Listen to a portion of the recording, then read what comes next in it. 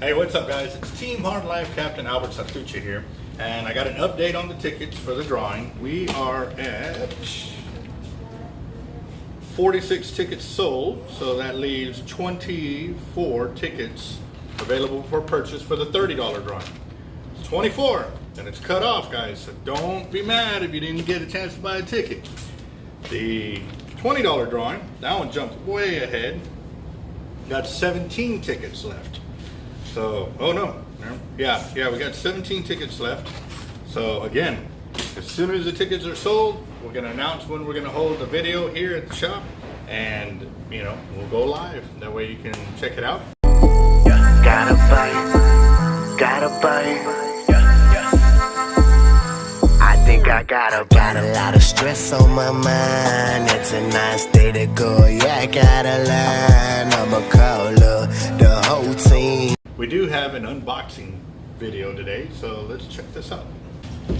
All right, this one was shipped to us by one of our YouTubers, and I believe it is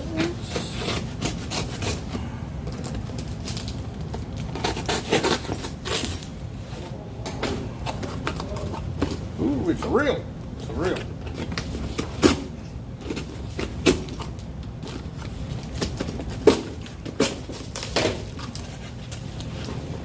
We're spooling it. That's what we're doing. I remember this conversation now. Ooh, that's pretty.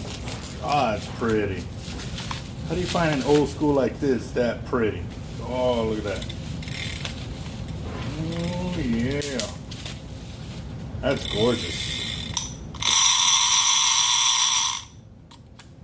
But he had his dragon gauge. Not good, buddy. Not good. But, wow, that's pretty. That is real pretty. So, we're waiting for our braid to come in, but this is the reel he wants us to completely fill up for him. So, yeah, that's coming. That video's coming.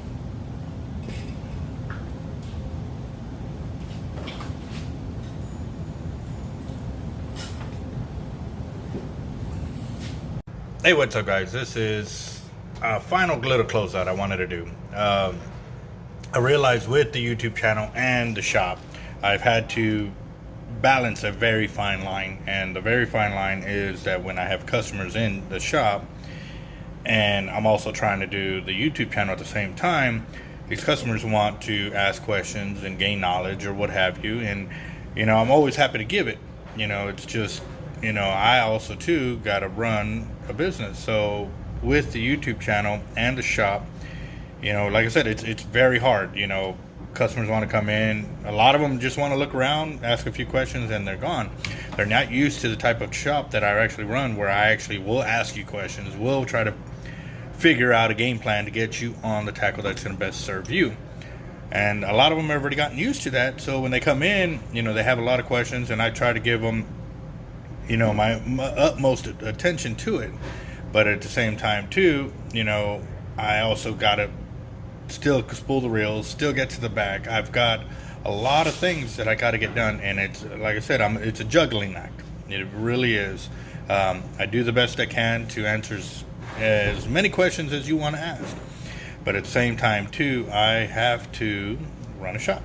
And a lot of the guys come in, and we're used to sitting here and just talking fishing stories and this and that.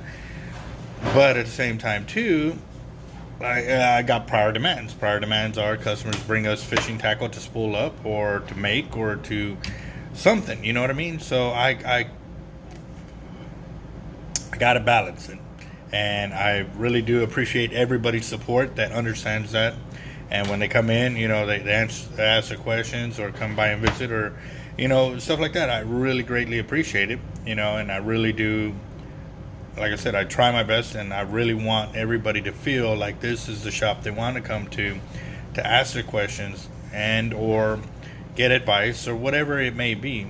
But also too, like I said, if I'm sitting there recording and you guys are having a conversation, try to keep it clean. I don't mind recording and talking over y'all. It's just, when F-bombs and shit bombs and all kinds of stuff get thrown around the shop, I have to you know, if I'm in the middle of a talk or whatever, then I have to delete that off because I am trying to keep a clean channel. But at the same time, I'm doing it the best I can, and it's not gonna always be 100%.